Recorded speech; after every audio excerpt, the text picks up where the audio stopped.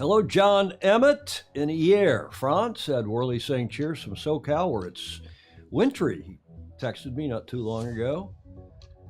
It's a beautiful day here in San Francisco. It's dark and windy in Denmark. Gordon Smith is saying Carlos Aviz is on again from Brasilia in Brazil. Glorious morning in Sydney. Pedro Foiling Sailor, he told me he was out for a walk, so maybe he's watching this one on his phone.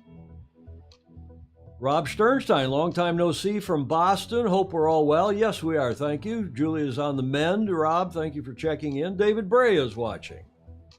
I see David on. Welcome all of you to show number 565. A great show today. Lots of news, lots of updates on current events. John Lammerts van Buren in the Netherlands. Jeff Ogle in Annapolis. And it's time to get this one, number 565, off the dock. 3, 2, 1.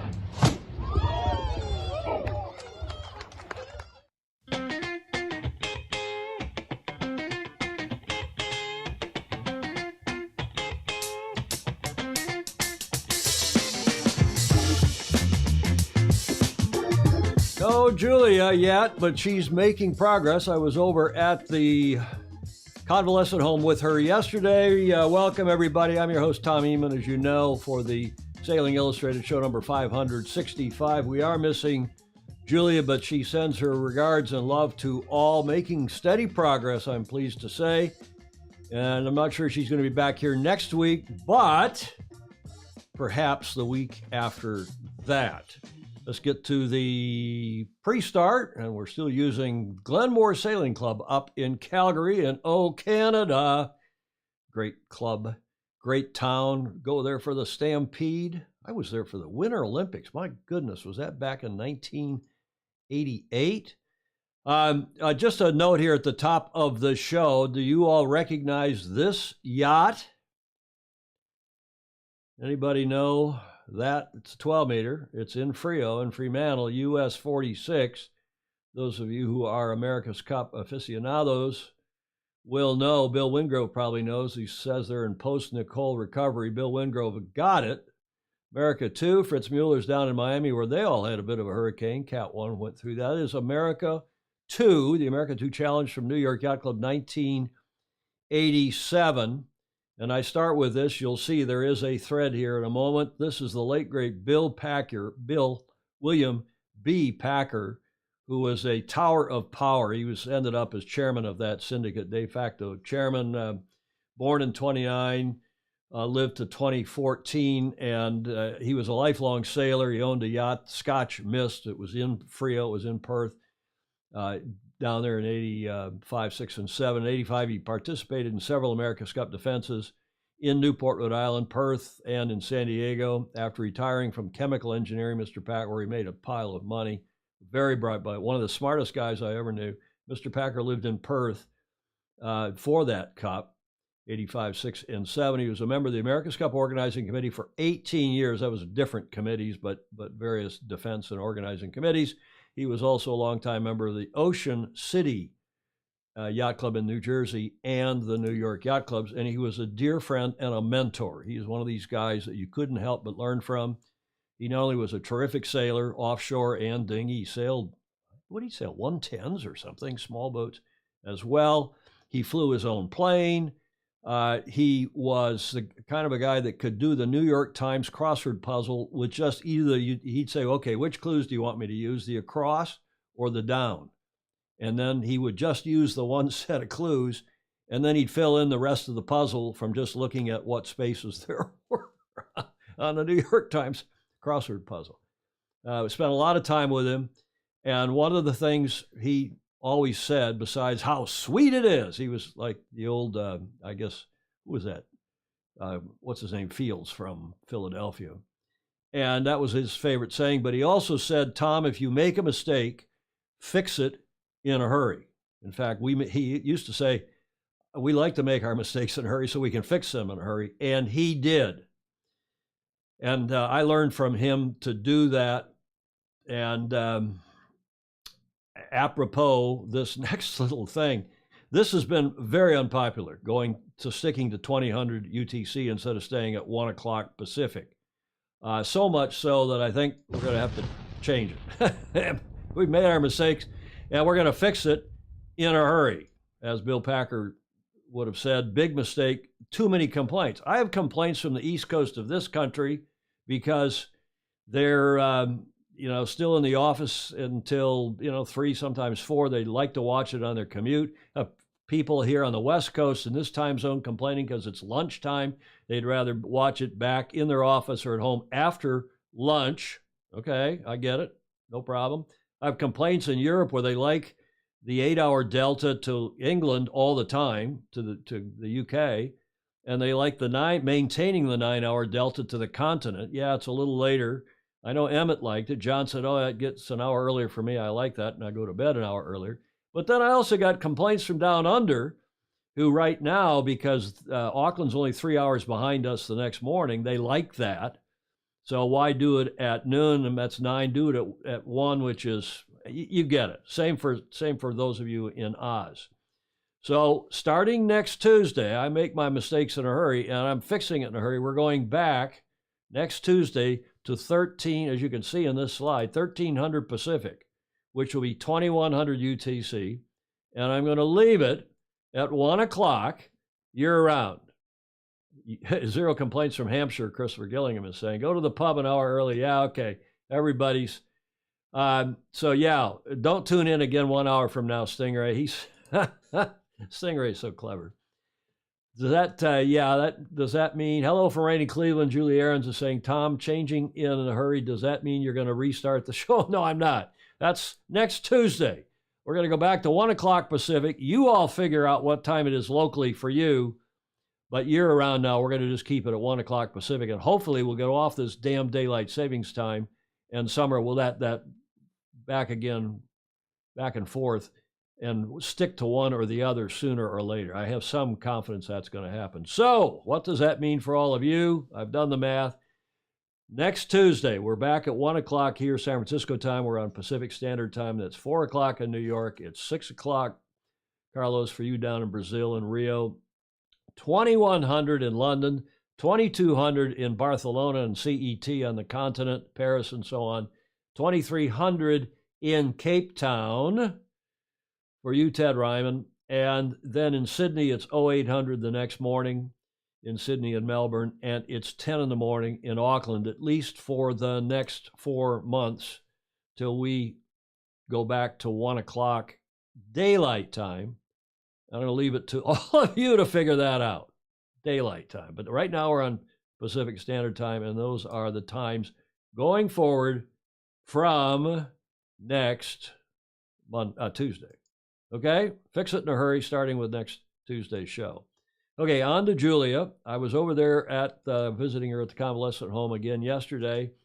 She's making, again, good progress, and she says that next Wednesday is D-Day with her orthopedic, her doc, her bone doctor, who is going to look at her foot and tell her she's now getting up and down. She can put a little weight on the thing. I'll show you in a minute a picture of the shoe that she's got on. But she's up and at 'em, and that's great news. The spirit is very good. She said I could use this photo of her just saying, hi, everybody. It's a pretty comfortable setup, but she does want to get back here to the Beach Street Yacht Club, to the Commodore Suite upstairs ASAP. She's going to need some help after she gets back here, but I think she's got that. We'll get that figured out, and I think she's well down the track on that. There's the boot they've got her wearing to protect that left foot with the perfectly done, as usual, her nails, despite being over there for, 3 weeks. She looks great, and she's sends her love and regards. And thank you to all of you who are sending her comments. Again, the spelling of her name is Wedekind, and you can look her up on Facebook. Many of you already have, and send her a note. And she appreciates all of them very much. This day in history, I thought we'd start with this because really this is what is today. And as you probably all know, this day in history in 1918 was the signing of the armistice, really not the treaty. And this was one of several armistices, and they signed it, as you probably know, at the 11th hour, the 11th day of the 11th month. And it was signed, I can't figure, what is that? I looked it up in Compiègne, France. A couple different pronunciations, but was signed there in this painting, the artist unknown, at the 11th hour, the 11th day of the 11th month. 1918, the First World War, the Great War, came to an end. The armistice, the fourth of three armistices, which had already taken Germany's three main allies out of the war, meant total victory for the Allies and collapse of Germany. The armistice was not a formal surrender. This would come later with the Treaty of Versailles, but it ended all active fighting, at least that night. They kept going until that night, apparently. But it took time to get the word around. Celebrations occurred across the world after its announcement as the war to end all wars had finally come to an end. Again, that artist of that painting, somebody had an artist with them, or somebody took a photo. They would have had photos by then. The date that is the 11th of November, is a national holiday in France and was declared a national holiday in many allied nations. However, many Western countries and associated nations have since changed the name of the holiday today from Armistice Day, with member states of the Commonwealth of Nations adopting Remembrance Day with the poppies, the red poppies, and the United States government opting for what is today Veterans Day. In some countries, Armistice Day coincides with other public holidays. Now, I looked around, saw a few photos, and some of the teams have celebrated today. And this was maybe the coolest photo I saw. And here's a video from Australia, from Sky News yesterday. Australia is marking Remembrance Day, the anniversary of the 1918 armistice, which ended the First World War.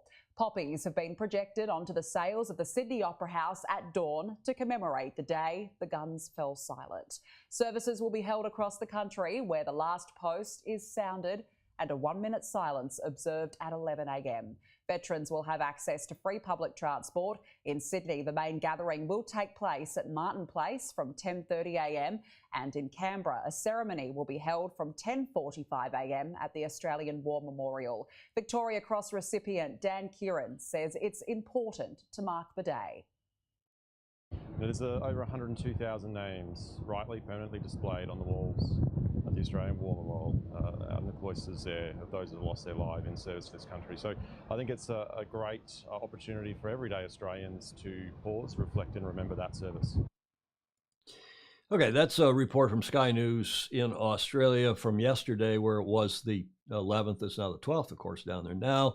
This is how Ineos Britannia celebrated a moment of silence, or a minute of silence, today at their base in Palma de Mallorca. And Ineos Britannia, of course, the challenger of record for the 37th America's Cup, representing the Royal Yacht Squadron.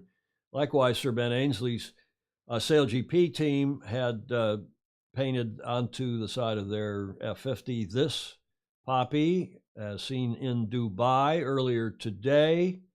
We just want to say that this is Remembrance Day, lest we forget, and I think it's something that probably does bind all of us together, at least in the Commonwealth and the other Anglo countries, and France and beyond. And in the U.S., as several of you mentioned, I mentioned a moment ago, we call it Veterans Day these days, honoring all who served in all wars, not just in World War I. Yeah, Ed Worley is commenting, we in the U.S. called today Armistice Day until after World War II. Alan McGurry, who was the Commodore and co-chairman of the Canada's Cup, he says, greetings from Calgary. He goes back and forth between Toronto and Calgary. We're going to have to go up and visit him. Maybe Alan will invite us up next year for the Stampede. And we'll do a show from up there, or maybe two. No, Clark Chapin said, no, it was signed earlier. Yeah, it was actually, Clark, from memory, it was signed at 5:45 in the morning, and it was to go into effect at 11 a.m. on this day. And I guess that was 11 a.m. CET, but they still apparently bombed the hell out of each other for the next 6 or 7 hours, and it didn't take hold until that evening. Andrew McIrvin, hello, doctor. Very pleased that Julia is doing better. Yes, lots of things are shut today. John Emmett says in Sweden. Mark Husted is commenting, our daylight time is minimal at this time of year. Yeah, you got short days and long nights. And Julie Aarons, thank you, Tom. Much better. What it means to me here, Mark Curtis is saying, is I'll most often finish listening to the show, then start cooking supper. Okay, everybody's got a different deal. And a lot of people, of course, watch this in replay. So I just bit the bullet because I did get a fair few complaints. I'd kind of got myself organized to be able to do it at noon. It means I can start my weekend an hour earlier. And, noon was okay for me, although it's easier for sure to have that extra hour, 1300. And that's what we're going to do. We make our mistakes and we fix them in a hurry. 1300 Pacific, whether it's standard or daylight, and whether you're going wherever you are on or off daylight time at different times of the year in different parts of the world, you'll figure that out, I am sure. Which gets us to, of course, the real start of the show, the starting line, with John Emmett, who's checking in once again from Hyères, from the Ilka 6 and 7 Europeans. Those of you who may not know, Hyères, we told you on Tuesday, but it's just east of Marseille, about 65 kilometers, 40 miles east of Marseille. And it has been breezy and sunny. Have a look. Hi, Tom, Julia, and all the Fozy. I'm here in sunny Hyères. It is sunny. If you think I'm squinting a little bit, I'm facing the sunshine and I'm trying to avoid the boat park walk. Probably do that later when it's a little bit busy next week. And I just thought it was nice to take this opportunity during the Europeans to have a little chat about health and fitness, because it's really not the same. And actually, sometimes the fittest people in the world are probably not actually that healthy. You see people go out and they absolutely smash a regatta, or in other sporting terms, they run a personal best in the marathon and afterwards they get very sick. And the reason for this is these elite efforts are really pushing the immune system. They push it down and they suppress it, so you are more liable to get ill. In fact, during the pandemic, I was a big fan of wearing masks because, it makes sense that where disease leaves your body or enters your body to cover that hole. It's not going to ever be 100%, but it reduces that transmission. And I'm not going to mention any names because it's very a very personal thing. But you'll see, a lot of the most successful athletes in the world, hope I don't get run over by an Ilka 6, will be suffering occasionally from illness. And it's very important when you are ill to give yourself the opportunity to recover, because otherwise you can go for a whole winter of being ill and then recover and ill and recover. And I think, and this is just anecdotally, that's why maybe a lot of top performers suffered with long COVID, because they didn't give themselves the opportunity to really fully recover and then get back into training. And it's a little bit like back injury or something like that. It's not when the body stops giving you pain that you're fully recovered. It's a period of time after that. So I think it's important to think about this health. One of the big things is diet plays a very important part. Don't know how many of you checked out the Game Changers. The thing that I think encouraged the most people to change was the, I'm going to get a finger wagged at me then, but was the data on erections by following a healthy diet, but there we go. But good diet can really help your immune system, and if you can't have a good diet, and I say this specifically in sort of, if you can't have a good diet, to have supplementation, because it's better to get your nutrition from food sources, but you definitely want to make sure you have it. So message for today is, really stay healthy, look after yourselves, and especially true over the winter months. See you soon. Okay, we had a bit of a back and forth on the text today with John about his audio, and he's got a new lavalier mic that doesn't have it quite enough, as one of you said. Somebody said he needs the kitten paw. He needs, furry friend. But John's fully aware of that, and he's going to get that fixed. And he ended. That's his graphic at the end of his video, the Ukrainian flag, which continues to be a worry, I'm sure, for all of us. Now, did you hear the word he used? And he said he was going to get a finger wag. He used the same word I used on Tuesday, and I got a finger wag when I went over to see Julia yesterday. I said that Tuesday was election day, or as they would say in Japan, erection day. And she was not amused. I'm sure she's watching right now. But John, you used the same word, talking about diet and getting healthier elections, I guess, or was it erections? I'm not sure which. But Julia yesterday gave us a finger wag just in case John went off the beaten path, and he did. So, Julia, good thing you gave this for John. John, here's your well-deserved finger wave. Texting with Julia this morning, I told her I was going to use this after I got your video, John, and she said, by all means, go do it. Okay, now John has been talking about this movie called The Game Changer, and it's on Netflix, and I'm not sure. I'll show you in a minute where it's from, I think, 4 years ago. Is it from 2018? But it's about mostly vegetarian, getting your protein from a vegetarian diet, which I'm not exactly in favor of, but I'm at least going to play the trailer because John keeps bringing it up, and he's insisting that this will bring you better elections. So we all can use better elections, right? So I'm going to play the trailer for The Game Changers, and then we'll get your comments on the other side. One and only Arnold Schwarzenegger. I ate a lot of meat. They showed us commercials. Steak.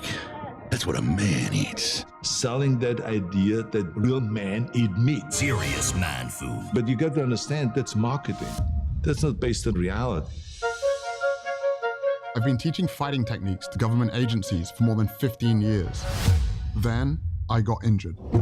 Unable to teach for at least 6 months, I spent more than 1,000 hours studying science on recovery and nutrition, and stumbled across a study about the Roman gladiators. The gladiators were predominantly vegetarian. How could the original professional fighters be so powerful, eating only plants? When I made the switch to a plant-based diet, I qualified for my 3rd Olympic team. I broke 2 American records. I was like, man, I should have done this a long while ago. When I went plant-based, I wasn't sure if I was gonna survive. And I actually became like a machine. One of the biggest misconceptions in sports nutrition is that we have to have animal protein to perform at a high level. That's just not true. Sometimes you have to do things that you know your competitors aren't doing. Today's blood and yesterday's blood. Sam. I think this is going to wake a lot of people up. I was recovering better, not getting as sore. This was our best season in the last 15 years, and we had 14 guys on plant-based diets. We all want to feel great, have more energy. Cholesterol was 276. Today, 169. Whoa, now you're talking. Most guys my age can keep up with the grandchildren. My grandchildren can't keep up with me. It's not one set of dietary guidelines for improving your performance as an athlete, another one for reversing heart disease, reversing diabetes. It's the same for all of them. Someone asked me, how could you get as strong as an ox without eating any meat? And my answer was, have you ever seen an ox eating meat?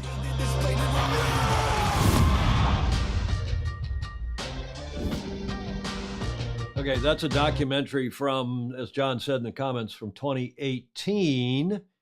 And I'm not quite so sure. I know that Russell Coutts, for example, he's been trying to talk me into becoming, he's not only a vegetarian, he's a vegan. And he swears by it. He's got a family history of some cardiovascular problems. So he made the switch some time ago. When we were here doing the 2013 campaign, he'd switched over to vegan. I didn't know John Emmett was a big proponent of this, but apparently, John, you are. I see you on in the comments, of course.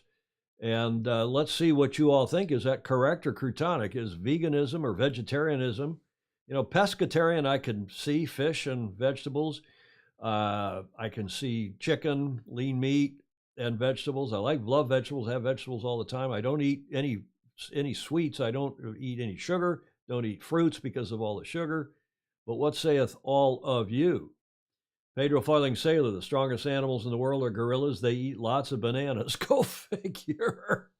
The blood test results speak for themselves. John, are you a vegan or vegetarian? John Emmett? Who's saying the blood tests speak for themselves. Yeah, well, I know that Julia thinks that when she is on and when she's mostly a carnivore, but she eats a lot of different things and eats well. And, you know, she's going strong at 84. And we'll see. Elections, Ed Worley, Stingray. We want strong elections. We just had strong elections. So if you're wanting to fix the elections, yeah, you got to go on veganism, I guess. Fritz Mueller down in Miami. Fritz, am I saying it right now? Mueller instead of Mueller, the German pronunciation. I am an omnivore, but moderating on some things as I get older. Not too many vegans can outrun a tiger, Gordon Smith is saying. And of course, tigers are definitely not vegan. But, you know, I guess over the long haul of human history, we've eaten a lot of things. And one of the great things about our survivability, our adaptability, is that we have gone from being hunter-gatherers and to being carnivores and both omnivores. Now, I guess. John Emmett says, I have a pretty varied diet, but I eat more plant-based than I used to. Okay, well, I think that's probably, I think all of us should be eating some more vegetables. In any event, I promised to run that trailer coming this September. That meant September of 2018. So you can find that now on iTunes, which is, you know, Apple TV, Vimeo, Vudu. I don't know if Vudu's still around, is it? It's Vimeo even. I think Vimeo's still around. YouTube and Amazon Prime. And I think the good summary here from Ed Worley, eat a well-balanced diet with exercise. Yeah, you got to eat some olive oil. You got to eat blueberries. You got to eat the things that are antioxidants. Bill Wingrove saying a well-balanced diet is best. Too much one way or another may not be best in my book. Steve Gruber saying about a year ago, I cut down on red meat from 2 to 3 times a week to 2 to 3 times a month. Definitely feel, where'd that comment go? Definitely feel healthier and shed a few pounds in the process. Back and forth. Stingray, I believe whatever Dr. Oz says. There was a huge brainwashing by the meat industry. They did a very good job. Well, you wonder how much of this research and study. We'll get Andrew McIrvin. There he is. There, I just as I said that, his comment popped up. Agree, no extreme diets make sense. A well-balanced diet, a little bit of this, a little bit of that. Eat your veggies, as at least my mom used to say. And, you know, eat if you've got a potassium issue, then eat a banana every now and then. Clark Chapin. And Clark, by the way, great to see that your wife Karen is doing so much better. She's home now. Clark has been a saint in preparing their home and taking good care of Karen, who had that horrific car crash on our 4th of July weekend when they were driving back from our yacht club back to their home in Plymouth, Michigan, about a half an hour, 40 minutes west of, or east rather, of our club, about that same distance west of Detroit. Everyone's body requirements are different. Mark Husted is saying, now Mark's a chef, a professional chef, and he's a pastry chef, so he makes the good stuff. We have to get him on here sometime, tell us what he makes. Chris Exley stopped eating beef when mad cow disease appeared, never regretted it. Andrew McIrvin again weighing in, saying, keep your microbiome going with lots of variety. Yeah, I try to have, after, I don't eat breakfast, and I just eat lunch and dinner and try to eat within a narrow window. But after this show is over, I will probably have the first thing is some yogurt and blueberries, because blueberries are so good for you, and so is unsweetened Greek yogurt. There's where you can see that full movie. I guess if you're an Amazon Prime member, you can watch it for free. You can probably find it on YouTube. Thanks, John Emmett, for the link, for the suggestion. John Emmett sailing, get to the front of the fleet. We appreciate his submission again today. Ted Ryman is saying he had fish and chips, fried food. Not good. Ted Ryman, well, if you have it once, it's Friday, once a week. Hey, this race in France finally got off as well. They delayed it from Sunday because of the horrific weather that was inbound, and I think it was a wise move. These pictures of the start that took place on Wednesday in the afternoon, French time, fabulous pictures. I had one of them up on my Facebook page, and it got a lot of comments. This is, of course, the Route de Rhum from Sao Malo down to the Caribbean, the 12th edition of the Route de Rhum, destination Guadeloupe. Started in great conditions at 14:15 CET off Sao Malo. on Wednesday afternoon. And Ari Chalus, president of the Guadalupe region, and Gilles Lurton, the mayor of Sao Malo, made the start signal off the Gruen Headland, the 138 monohulls, 8 of which, by the way, have now retired, have abandoned. 138 monohulls and multi-hulls split up into 6 classes and categories set sail towards Cape, how do you say that, Freehill, in exceptional weather conditions, a 15 to 20 knot westerly wind, slight seas, and brilliant sunshine. I mean, just look at those pictures. It was a magic moment for an historic edition, which has attracted the biggest ever entry, and the start having been postponed since Sunday due to stormy weather. As you know, it's a straight shot, more or less, from Sao Malo to Guadalupe. I mean, you don't have any turning marks. I don't think they have to leave the Azores to port. I think that's just artist rendition, except when you do get to Guadalupe, you have to round it to port. You have to round it counterclockwise.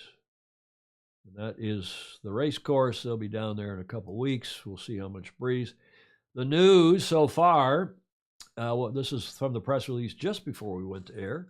While title favorite Charlie Delon in Apivia has been enjoying something of a rich get richer scenario at the front of the 36-strong Route de Rhum destination Guadalupe, Imoca Fleet, his lead of 60 miles ahead of Thomas Riant and linked out, increasing by the hour. Charles Caudrelier on the Verdier designed Ultime 32/23 Maxi, the Maxi Edmond de Rothschild, the out-and-out race pacemaker, still has a race on his hands, entering what might prove a key phase of the 3,542 nautical miles race to Guadalupe. There is the race tracker from about an hour ago. I took it just, about 11:20. And as you can see, the leader is Charles Caudrelier in Edmond de Rothschild. And on down the list, a lot of familiar names, those of you who've been following these races like we started to do now, again, thanks to the encouragement of Mark Husted and John Sangmeister and any number of others of you. That's why they call it Guadalupe, Clark J, because you got to loop it. You got to go around and loop it. Fritz Mueller says, I've been following RDR online. Great race. Two boats out already from what I know. There's actually 8 boats out already.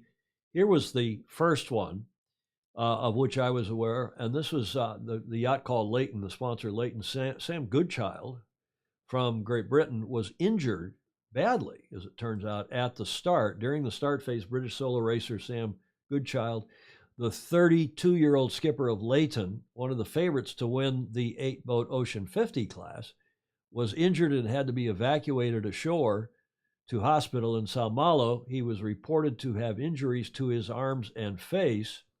A statement later from the Leighton team, this was last evening, said whilst trimming the sails of his Ocean 50 Leighton during the start phase, Sam Goodchild suffered injury to his arms and face. A technical problem caused the pedestal, imagine this, the pedestal winch to backwind, and he was hit hard by the handles. He was evacuated from the boat and taken to hospital by doctors. He was able to see his family. It is with deep sadness that he is forced to abandon the RDR destination Guadalupe. So we're sorry to hear that too. I hope he's on the mend and will be back for more, not this race, but sooner than later. This happened overnight, and this is really scary. After being hit by a cargo ship, which pulled down his rig of Group Apicil in the small hours of this morning, Damien Seguin has abandoned, the first time ever he's abandoned in an ocean race, for the former Paralympic world and Olympic champion. This guy's a hell of a good sailor, very fit. Remaining self-sufficient, he's sailing under rescue kite power. Seguin has been making, is that how you pronounce his name, Seguin? Has been making steady progress back towards the French coast. Hit by a container ship. Is that what it was? A freighter, anyway. My goodness. Yeah, I don't know if he hit the ship or the ship hit him, but Whoa, what brand of winch was that? Yeah, where the handle, I don't know. Obviously, the things started backspinning and stopped working. Ouch. The 50s and IMOCAs are all going to have an epic race. Yeah, Joyan is in an old boat that won the last two. Bill Wingrove was saying yes. In any event, the tracker is great. There's a long video of the start. Not that it's all that interesting, but the tracker on their website, just Google de Rhum, and you'll come up with the latest racing. And when they get down there, they get live, and we'll be covering this all along. Again, thanks to Mark Husted and John Sangmeister and others who have been urging us to do so. I've really taken up this and the Vendée Globe and so on. Now, this is one of our favorite IMOCA sailors. We talked about him on Tuesday's show. This is Boris Herrmann from Hamburg, Germany, who is sailing an IMOCA, Malizia Sea Explorer. And we've got not one, but two videos, one from the day right after the start, and then one from this morning. Back at sea again, and it just feels like one of these days in the Vendée Globe. Super tired, a little bit worried. I don't know if I actually make it because I have some problems with the engine. I think it's going to be fine, but we have only 1 liter of engine oil. We discovered some water in the engine. So last night already it took me a big effort to get the engine going. The fuse was blown and there was something wrong inside the engine, so I had to take the glow plugs out. And today then I found water in the engine. This is quite worrying because of course energy is super important. The noise you hear now is a hydro generator which has a problem with its bearings, I think. Yeah, there we are. But at sea, it's a bit gray now. There was sun earlier, and then it gets super nice and warm inside the boat here. And I haven't slept yet, really. I think maybe 5 or 10 minutes here and there, little naps. Just trying to get this engine going. And the boat clean and lots of tacks. So now I will try to get some sleep. And then the world will look better. Then the world will go better. That's Boris Herrmann. He's German, Stingray, not French. Stingray said, damn, those Frenchmen have bushy eyebrows. But he is such an attractive person and an attractive personality. I'm glad to follow him. And we will also follow Pip Hare. But here is Boris's video from this morning. Good morning. Good morning. Beautiful sunrise here on day 2.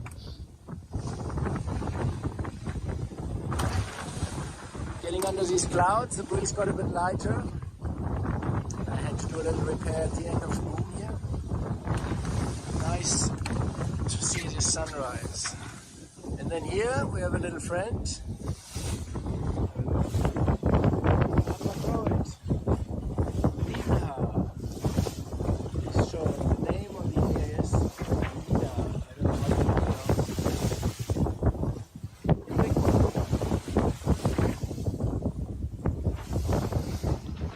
South, 16.5 knots.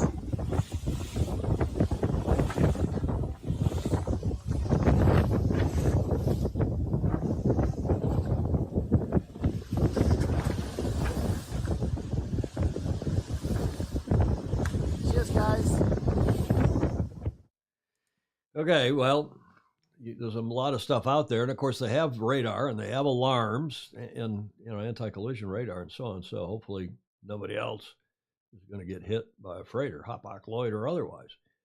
This is show number 565, about 40 minutes in. Welcome to all of you. Just if you're just joining us, we are celebrating, at least here in the U.S., Veterans Day. What the rest around the world, many are celebrating as Remembrance Day, Armistice Day from World War I, including down New Zealand and Australia, where they did so yesterday. But today, they're midway through, or not quite, but the Barfoot and Thompson, the New Zealand 2022, the Women's Match Racing World Championship, which is an event of world sailing and also the World Match Racing Tour being hosted by the Royal New Zealand Yacht Squadron. I had this picture up, maybe it still is the cover photo on my Facebook page, and a fabulous photo that is. And that is the French team. We'll tell you more about them in a moment. But if you've ever seen 5 happier sailors at any event in the world and more photogenic, fabulous shot. And here's the video after I think it was day 2. They're still in the round robin phase, but have a look.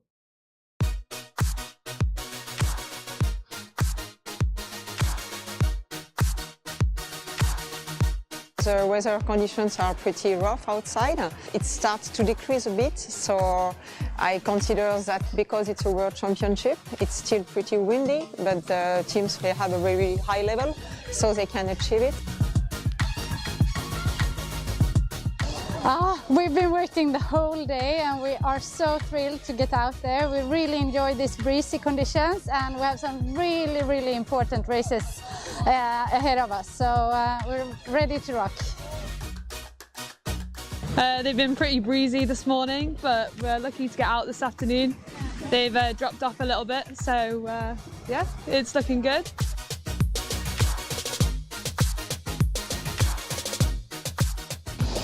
The racing out here has been good. We've only had one race so far today.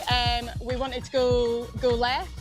We made life a bit hard for ourselves on the start, but we did manage to eventually get that way. So luckily we won, but it was pretty close. The wind's been a bit up and down, so we had a little bit of kind of shifting between going wing on wing and sailing high.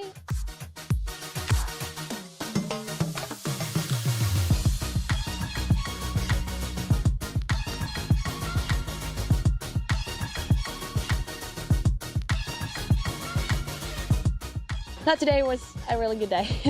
I feel like we're finally getting back to our normal routines. We haven't sailed for a while, so it's good to get back into it. It was way less wind and a bit more shifty, and I think we like that more. We're not really used to the tide out here, so it suited us better.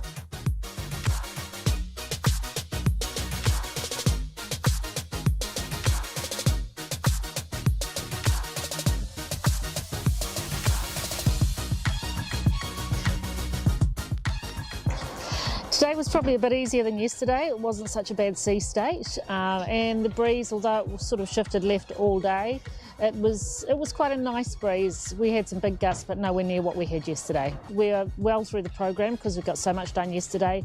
Got another 4 flights done today, minus about 2 or 3 matches. So we're in pretty good shape. The forecast is good for the weekend. Might be a little bit light tomorrow, but it's looking pretty good for the rest of the weekend.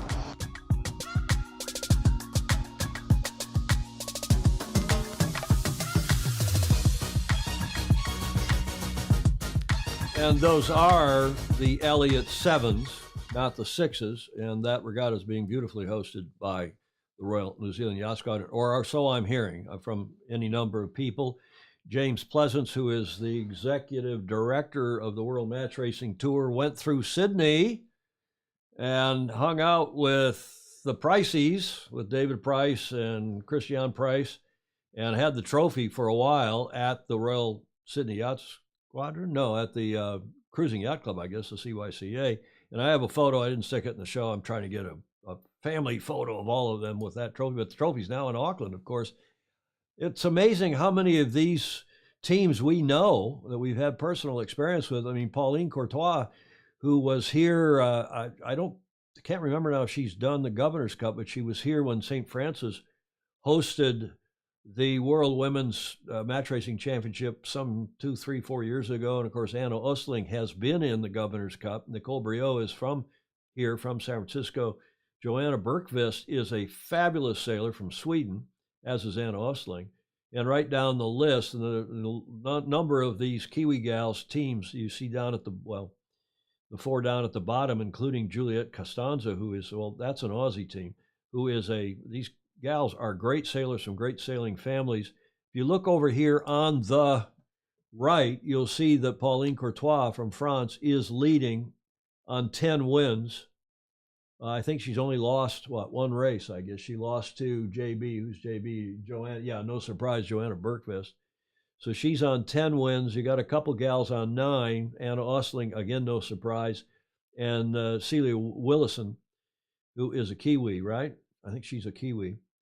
And down, and as they're in the round robin phase, and down from there. And they, after the rounds robin, I don't know if they go to a quarterfinal and then to a semis and finals, or if they just go straight, if they do another round robin and then go to the top 4 from there. I think they, but look at the entries. They got 2, 4, 6, 8, 10, 12, 14 entries.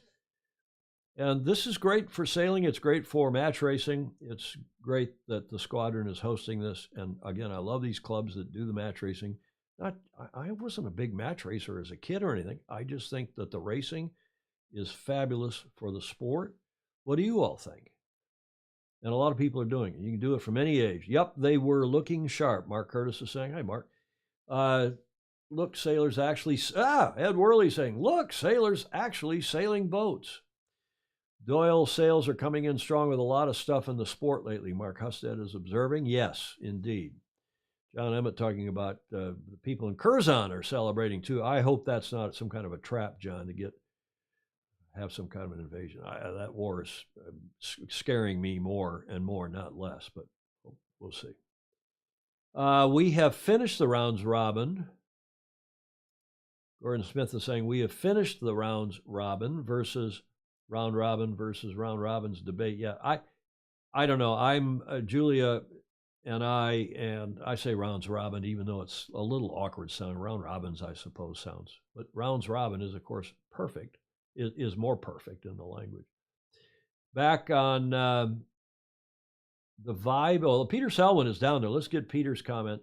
He's saying the vibe in the squadron was really up for it. Great days on the water for these teams. I couldn't agree more, Peter. I'm hearing, thank you for that. And Peter's, of course, down there in Auckland. Julie Aarons, to eat as much as I can. Fruit is a necessity. You can't depend on supplement for your nutrition, but I do love my beef. Only once a week. Love to watch match racing. Clark Chapin, but asymmetric spinnaker. Symmetrical would be better for match racing, but whatever. Ted Ryman says round robin. They're in the RR phase of the regatta. How's that? And I don't know if it's a double round robin or not. I didn't check that before we went to air. Well, those of you watching the market in this country, the Dow is now up. It was down quite a bit, and now it's up 80 points. So I think between the inflation report being a little less, inflation being a little bit less than what people were expecting, and the market always responds positively to split government here in the U.S. when not one party controls both chambers and the presidency. No time for double round robin, just one. Peter Selwyn is okay. Peter would know, as I said, he's down there. So they do. Yeah, they're done on the 13th. So they got to get the quarterfinals. It's already Saturday down there, so they're going to do quarterfinals, I guess. Peter, is it quarterfinals and semis and finals, or is it just they must with that many entries and no double round robin? They must not go to 8 teams. And then to 4-team semis and then a 2-team finals. But okay, we'll keep an eye on that and update you on Tuesday when we'll go live back at 1 o'clock Pacific. I'll do the slide again at the end of the show, but you'll have to figure that out. We're going to stick at 1 o'clock Pacific, whether we're daylight or daylight time or standard time, which of course we are now for the next 4 months. Bravo Zulu. I didn't talk about this. Yeah, Peter Selwyn agreeing. He thinks that's what they do. They go to quarterfinals and then semis and the final. And that's over on their Sunday. I didn't do this on Tuesday because I was waiting for a video, and I've since, I guess it was out, and I've since found it. But this was a terrific event in Croatia, the 2nd through the 6th of November, the inaugural RS21 Worlds. And by all accounts, this was a terrific event, and I like what they do. They have both. They recognize both the top team, first through whatever, the podium winners, first through third, maybe beyond, but they also recognize the top amateur team or the top Corinthian team, as we might say here in the U.S. And here's a very nice video about all that. We're here for the last day of the RS21 World Championships. Today is a really good day, sunny, better than yesterday. Well, being the youngest crew, it's, I mean, it's exciting and it's also really hard, but it's stimulating because we are racing with Olympic champions. Yeah, the fact that we're only effectively halfway through the event in a number of races makes it very difficult to know where the results are going to shake out. Although we look quite good at the moment, a lot can change when the discards kick in today. So we're not really sure what to expect. We just have to go out and give it a good shot.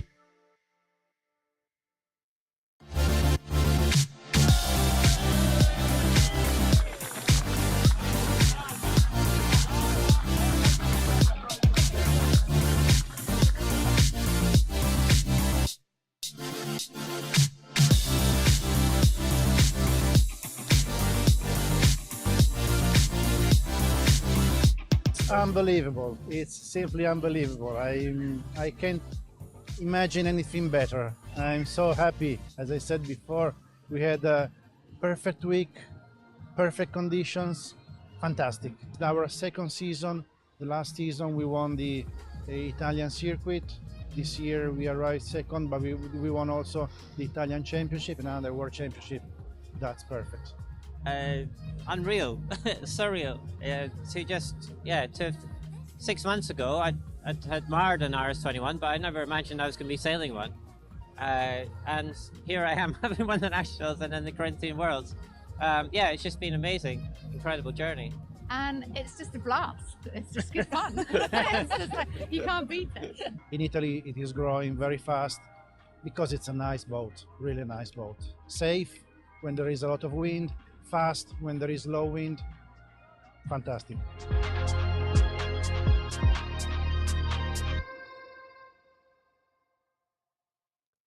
Yeah, 41 entries from something like a dozen countries. I wish they would, they probably did, and I couldn't find it. I had to go through and count the flags, so I may have been off by one or two in the standings. But this guy, what a bunch of people having great fun from a bunch of different countries. I'm sad the Russians can't be there. I just, I don't know why we penalize sports people for the actions of a crouton like Putin. But Gianluca Grisoli and his crew ended up winning convincingly. And the Italian, obviously, you can see they're in the top three teams are Italian teams. And then this very attractive personality, Hugh Watson from the Great Britain, who was the top, what do they call it, amateur crew or Corinthian crew? I'm not sure which, but bravo Zulu to them and to the 41 teams from all those countries that sailed in what was obviously a great event with people having fun in a nice country, Croatia. If you've not been, it's especially for cruising on the Dalmatian coast and so on, beautiful spot. Comments. By the way, there's some new people. Greg Phillips is here. Hi, Greg. Clive Dutton is watching. Sean Leary, Conrad Bagley. So we got a fair few people whose names. Steve Atkins is on. Whoa, kite self-rescue. Cool. Nice to have Steve Atkins on, Commodore Atkins, who was the first person we knew who had COVID. We interviewed him when he was pretty severely ill, when he'd gotten and it got into his chest, and both he and his wife, before the vaccines and before Paxlovid and so on. So I'm still a little sniffly, but I guess this is what happens when you get it. And I've tested negative for 2 weeks now. Yeah, Chapo. Who's Chapo? I'm going to go back and look at that. Chapo, Robert Davis, David Chapman, Luke Deegan. Is that who you're talking about from Australia? Must be, because Mark Husted is an Aussie. Yeah, Chapo got a fourth. Okay. So congratulations to them as well. So what's going on this weekend in Dubai? As you all probably know, the Dubai Sail Grand Prix, presented by P&O Marinas, the 7th event of Season 3, marks a first for Sail GP because they're in the Middle East. As the what they call themselves, the most exciting racing on water arrives in the Middle East for the Dubai Sail Grand Prix tomorrow and Sunday, the 12th and 13th. And here are a couple of photos. There was one technical kind of walkabout video that was long and frankly was pretty boring. I like the punchy 2 or 3 minute videos, even a minute video that you see from some of these teams. But this was a Instagram post by Sir Ben's team saying it was pretty dusty. Apparently there was some breeze off the desert, and it was dusty and hazy in the practice day, well, today. And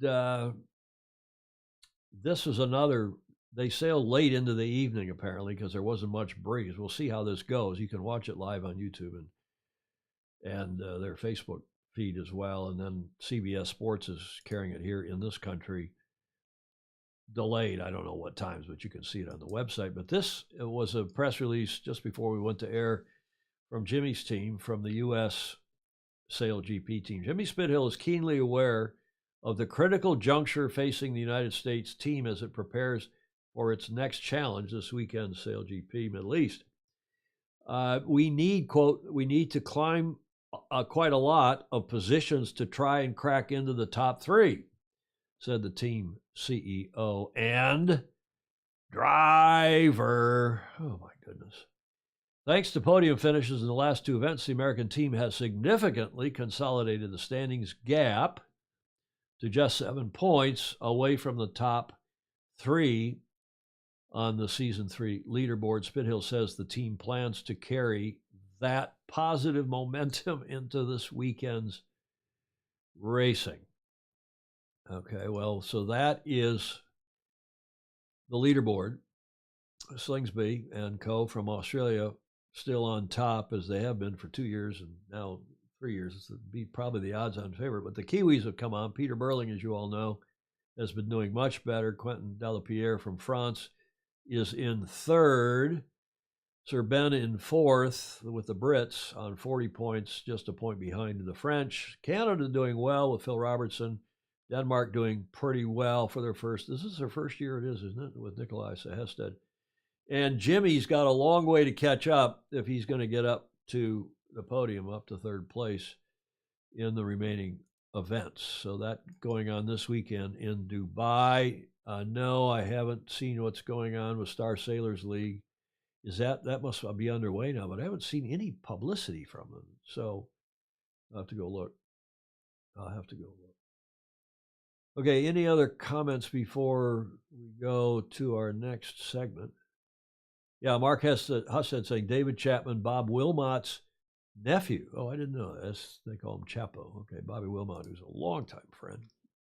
So that's going on the 12th through the 13th in Dubai, the Dubai Sail Grand Prix. You'll see live coverage from there. And if you've been to Dubai for sailing, you know, there's not a lot of breeze, but normally, often, they get 12, 13 knots in the afternoon, and not bad. Hopefully you don't have a sandstorm blowing out of the desert. And that gets us to some America's Cup news. I will look through all the spy videos again, and frankly, as I said on Tuesday, I think they are, I don't know, not that interesting. This was by far the most interesting one. This is Alinghi training in Barcelona, and have a look. Florian Tripp, Alinghi Red Bull Racing, Power Group today. So, good evening. Sun's just gone down, so another late day. Can you just tell us what the plan was? You had a bit of a later start, so just walk us through your day. Yeah, so we said yesterday, so a later start today to get the boat ready, and to the debrief from yesterday as well today. And yeah, so there was no wind in the morning, and we went out there once the wind picked up, and it was a good day, yeah. You had a fairly slow start, going through the jibs, and then we noticed that you stopped for a while, and you had some repairs to do on board. Yeah, we had some small minor issues, some things that hadn't been replaced early enough. So yeah, and same time wind picked up, then went down again, so he had to change jibs as well.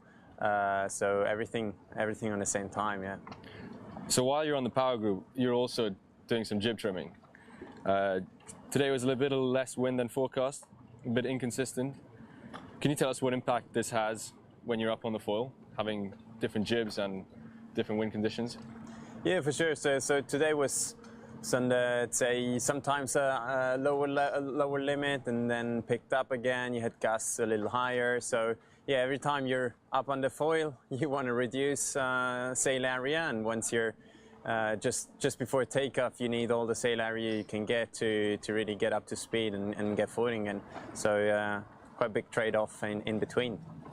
It takes quite a lot of time to go through and change the jibs. Does this have a big effect on your training and your progress as you're trying to learn and gather data? No, I don't think jib change has a big influence. We did all the testing today that we wanted to do. It was a good day. It was a really good day. We tried out different settings, and it was really good, yeah. So you have a couple of the guys standing on the back of the boat when you're sailing, giving a few directions or helping. Who is this?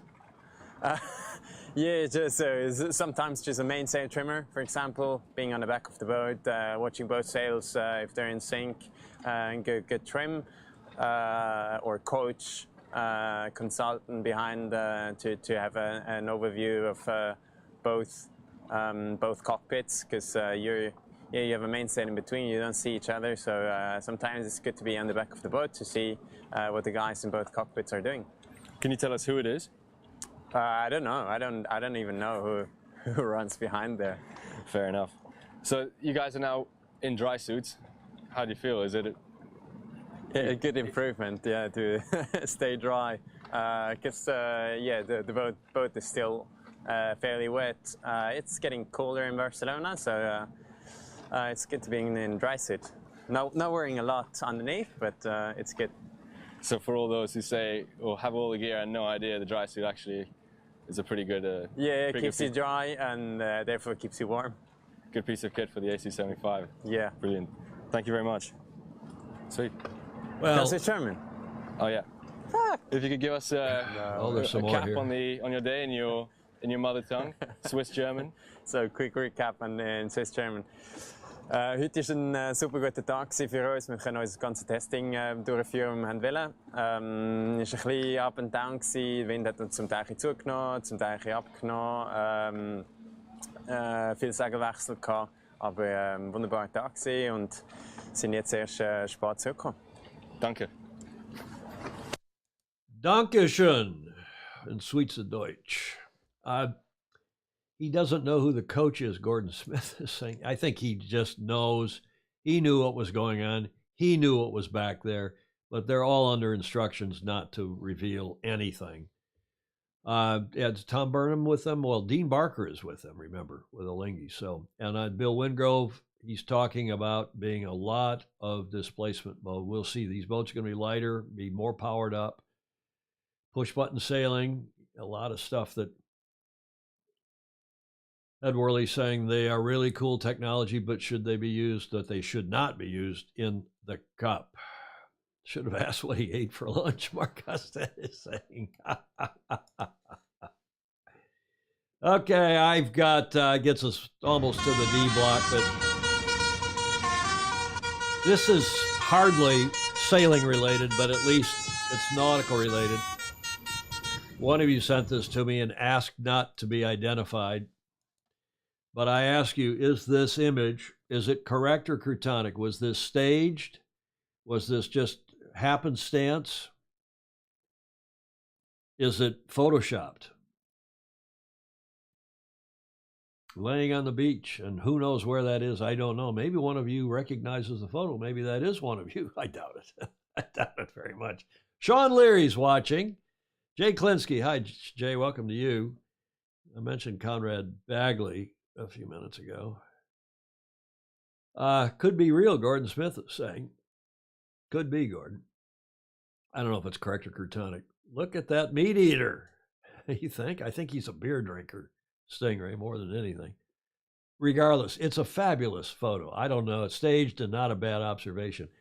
I suppose. Do you think the guy is really laying there on the beach with that background, and somebody said, hey, if you, and maybe, sucked some air into his lower abdomen, potentially virgin Gorda, Steve Gruber thinks. Well, I don't want to dwell on it, but it was a funny photo.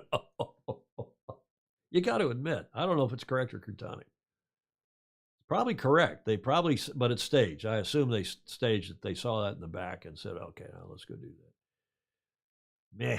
Clark Chapin is saying, who cares? Nobody cares. Okay, that gets us to the D block. And I guess some of these are sailing related. Some of them they're all related to this show. This is a stupid one, but it was funny. The captain sure does give some weird commands. Okay. You got to laugh. Yeah, Julie Aaron saying that last photo was ugly. Sand doesn't look that comfortable, but it looks a bit coarse. Okay, he is clearly walking the plank. Now, a growing trend, substituting salad croutons with cheeseburgers.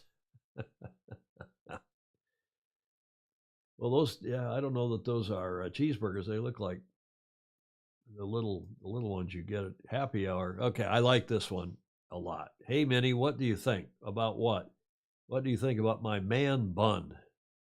My man bun. You're what? My man bun. When a man pulls his hair up into a knot shaped like a bun, it's called a man bun. I'd call that more of a man crouton. Some politician, Donald Trump or somebody else somewhere in the political world is going to use crouton sometime in maybe Joe Biden, maybe your new PM in the UK is going to use crouton, and the word will be famous. Okay, finally, I had to go with this because we talk about clubs and yacht clubs, and the famous old saying. Who was this? Was this one of the Marx brothers or what's his name? Fields, who we talked about at the top. I don't want to belong. No, it was Groucho Marx, I think. I don't want to belong to any club that would have me as a member. Bill Wingrove thought that one was croutonic. They're both croutonic. Groucho, yeah, I think it was actually when he said that. It was when Groucho Marx said, "I don't want to belong to any club that would have me as a member." I think it was actually what he said. I don't want to belong to any club that wouldn't have me as a member, because this was in Hollywood, and it was in the days when there was discrimination against Jewish people in Hollywood, which is hard to believe, but apparently it was an anti-Semitic comment. Groucho, Ted Ryman is saying, yeah, okay. Okay, so much for today's show. That gets us to the finish line. Thank you all. We're an hour and 8 minutes in. That's good. A little bit shorter show than usual. Please do, Julie, if she were here, she would say like, follow, and share. Push the heart and thumbs up buttons for us, please. Comments, of course, are welcome too, even in replay. If you're so inclined, please support us on Patreon, patreon.com/join/Sailing Illustrated. That would be much appreciated, as are all the outlets that give us video and images and audio for these shows. And unless there's any other pressing comments here, thank you all. Warmest regards to Julia from Gordon Smith. Already liked and shared. Thank you. Clark and Don Lunabos up in Sonoma. Mark Curtis. Best wishes to Julia for a speedy recovery. And tune in to Sail GP this weekend. Stingray is saying could be fun. Yeah, I suspect, Stingray, you're right. I'm going to watch it as well. Hope you all have a great weekend. But remember, next Tuesday, we're going to stick at 1300 San Francisco time year-round, because it costs too much heartburn and confusion. I did get a fair few complaints. There are the times where most of you are. I didn't get everybody's time zone in there, but almost everybody in the world. So we will go live next Tuesday, unless we here again, next Tuesday at 1300, 1 o'clock Pacific time, Pacific Standard Time. And those are the times. I did double and triple check those around the world. We do fix our mistakes in a hurry, starting with next Tuesday's show. Speaking of which, we hope you have a great weekend with the ones you love and the sport you love. And if you can, sail fast, sail safe, and have fun. Ciao for now.